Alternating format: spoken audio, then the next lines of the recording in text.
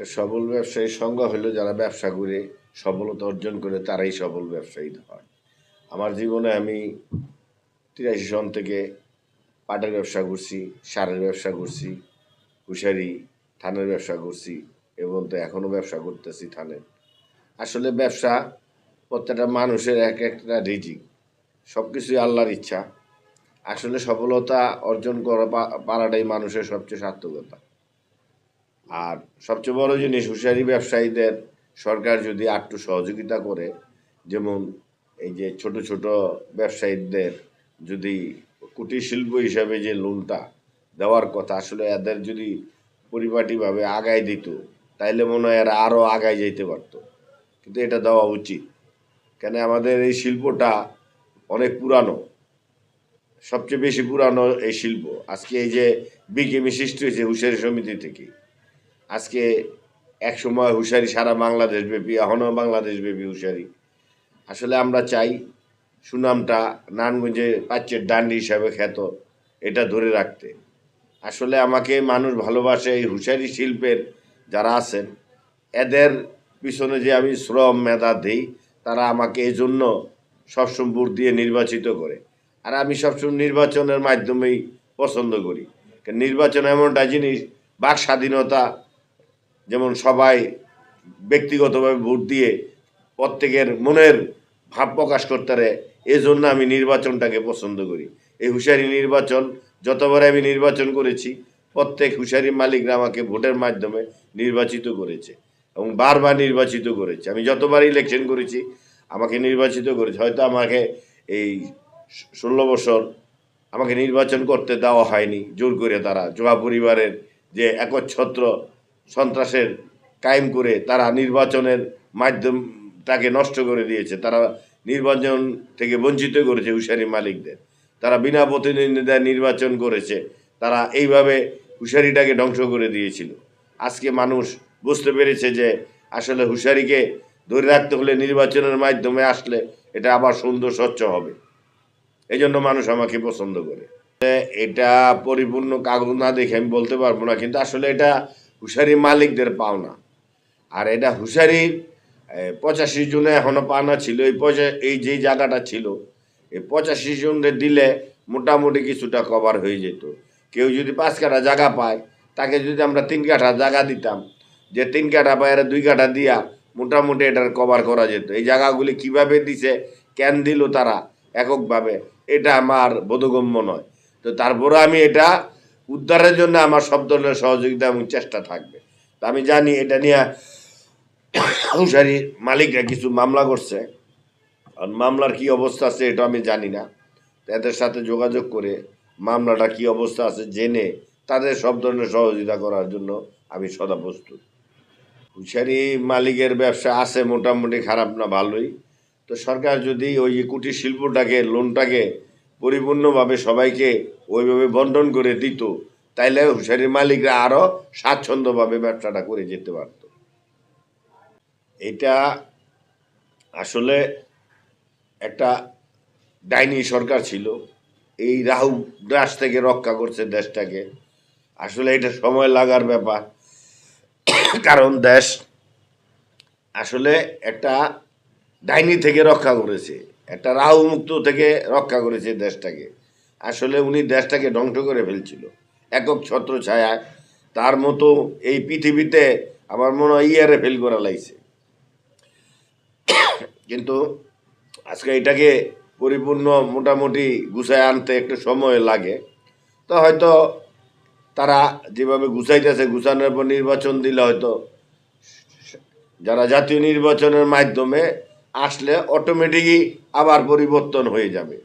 আমার মনে হয় আজকে এটা থেকে শিক্ষণীয় উচিত প্রত্যেকটা জাতীয় নেতার, যে এই ধরনের কাজ আর ভবিষ্যতে কেউ যেমন না করে। কারণ এটাতে শিক্ষণীয় দরকার। জাতীয় বিমানের এই স্মৃতিগুলি দেখে উপলব্ধি করা উচিত, এই ধরনের কাজে যেমন আর কেউ লিপ্ত না হয়, এই ধরনের কাজে কেউ যেমন জড়িত না হয়। আমাকে আপনি দেখেন 5ই আগস্টের আগে আমাকে মামলা দিয়েছে শাহিম উসমান, গাড়ি পোড়ার মামলা, এবং নানুজ থানা থেকে আমার বাসায় দরজা কবাট লাগতে কিচ্ছু রাখে নাই। যারা প্র্যাকটিক্যালি আপনার ক্যামেরাটা নিয়ে গিয়ে দেখতে পারবেন আমার অবস্থাটা কি করছে বাড়ি ঘরে। আমি তো আসলে ঢাকা থাকি, আমার এইখানকার বাড়ি ঘরে প্রায় রেড হইলেই আমার বাড়ির মধ্যে হকলতার আগে রাত্রে যাইয়া বাড়িরটাকে দরজা, আমার ঘর তো দরজা লাইতাই, বাড়িরটাকে দরজা সুইজা লাইতা জুলুম করে। আর আমাদের এই যে ছোট ভাইরা এলাকায় যারা রাজনীতি করে, যারা বিএনপি সমর্থন বিএনপি করে, সবাইকে আমি সব ধরনের সহযোগিতা করছি। আর আমি তো যুব দলের এক সময় আহ্বায়ক ছিলাম, যুগ্ম আহ্বায়ক। তা আমারে দীর্ঘদিন রাজনীতি থেকে সরে রাখছে তৈমুর আলম খন্দকার, কারণ সেই কমিটির মধ্যে আমাকে ঢুকতে দেয় নাই। সে এক ছত্র ছায়ায় তার যে সন্ত্রাসী, সে যে মির্জাফর, এটার প্রমাণ তো এটা হয়েই গেছে। এই মির্জাফর যেমন এরা এরা কিছু লোক, গুটি বয় কিছু লোক আছে এখনও বিএনপির মধ্যে গাপটি মেরে আছে। এই লোকগুলির কারণে দলের কিছু কিছু পুরানো লোক আসলে এখনও তারা অনেক প্রোগ্রামে আসতে পারে না। পুরানো অনেক লোক আছে যারা বিএনপি করে, তারা অনেক মনোক্ষুণ্ণ, অনেক কষ্ট পাইছে যে তাদের কাছ থেকে। নতুন যারা 90 বিএনপি আসে, এদের আসলে প্রত্যেকটা হাতাইতে গেলে, যেমন মনে করেন এই যে শাহী ওসমানের দোসরদের নিয়ে তারা রাজনীতি করতেছে। যেমন এই যে শিবন সরকার, সে একটা মহানগর আওয়ামী লীগের সদস্য। সে আওয়ামী লীগের যে কি কয় পুলিশ এই মন্দির কমিটির সভাপতি আছে। সে খোকন সার ডাইনার, সে মহানগর আওয়ামী লীগের প্রচার সম্পাদক। তাকে আবার পুনর্বাসন করা হয়েছে বিএনপির লোকেরা। তো এই ধরনের লোকদের যদি পুনর্বাসন করে, তো রাজনীতি কই গিয়া পদাবন করবে আপনারা চিন্তা করেন। কারণ এই শিপন সরকার একটা দুষ্কৃতী লোক, শামী ওসমানের ডাইনার, খোকন সার ডাইনার। সে মহানগর আওয়ামী লীগ করে, কাগজপত্র প্রমাণ চাইলে আমি দিয়ে দিতাম। সে মহানগরের একজন সদস্য এবং প্রচার সম্পাদক। আজকে তাদের মতো এরম আর কয়েকজন আছে, এদের পুনর্বাসন করা হয়েছে বিএনপির নেতারা। তা এরা যদি এইসব লোকের পুনর্বাসন করে বা স্থান দেয় নারায়ণগঞ্জে, তাইলে বিএনপির লোকের অস্তিত্ব কই থাকবে? তারা কি কখনো বিএনপির ভালো চাবে, ভালো করবে? জীবনও না। তাদের দিয়ে আবার সেই সুসংগঠিত করাইতেছে আমাদের বিএনপির নেতারা।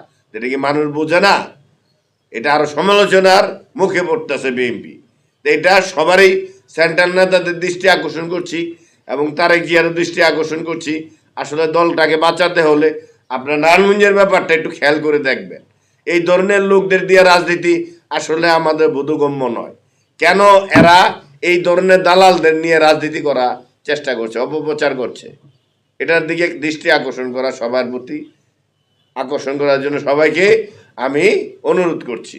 অবশ্যই এটা যদি বিএনপির ভিতরে বিএনপি যদি সমঝোতা না করে, তারা নিজেরা যদি এগুলি কোন জায়গায় তাদের ভুলগুলি আছে সংশোধন না করে এবং নিজে লাগালাগি বন্ধ না করে, আওয়ামী লীগ তো সুযোগ পাবেই। কারণ আওয়ামী লীগের তো সুযোগ করে দিতেছেন আপনার এই লাগালাগি কইরা। এই লাগালাগিটা বন্ধ করেন। আর এই থেকে আমার মনে হয় যে স্বৈরাচারিণী এই বাহিনীদের আর পুনর্বাসন করার চেষ্টা কেউ করেন না, জীবনে ভুল করবেন। আপনারা এখনো সময় আছে, সব বাদ দিয়া আপনারা একত্রিত হন। এই কাদা ছিঁড়াছিঁড়ি বাদ দিয়া, আসলে দলের মধ্যে 90 রাজাকারও আছে, এটা অনেকেই জানে। তো এটা আসলে সেন্ট্রালের দায়িত্ব। আপনারা দেখবেন এই 90 রাজাকারদের আপনারা এই ব্যবস্থা করবেন। দলের ভিতরে যেমন এই ধরনের গাপটি মারা যারা আছে, এদের শাস্তি করার জন্য আমি সবাইকে অনুরোধ করছি। এদের পত্রিকাটা আসলে সুন্দর, আমি ধন্যবাদ জানাই তাদেরকে, শুভেচ্ছা জানাই আমার পক্ষ থেকে। তারা আগামী দিনে আরো সুন্দর করবে, তারা আগামী দিনে আরো সফল করতে পারবে। এই জন্য আমি আমার পক্ষ থেকে, উসারি সমিতির পক্ষ থেকে তাদের শুভেচ্ছা ও ধন্যবাদ জানাচ্ছি।